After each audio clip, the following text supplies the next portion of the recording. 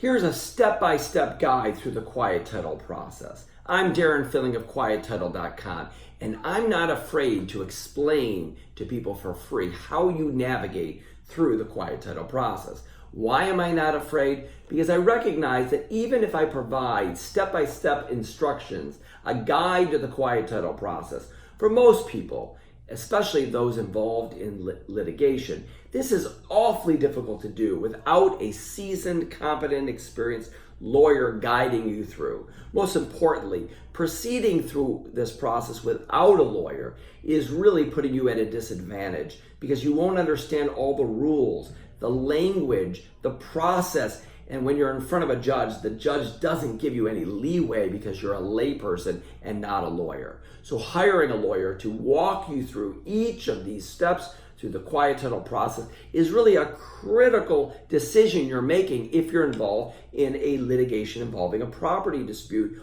over title.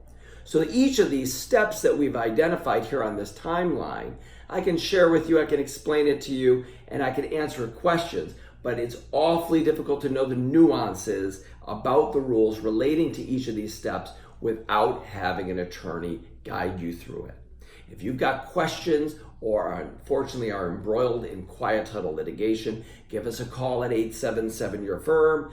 We're happy to answer questions for you or visit us at quiettitle.com.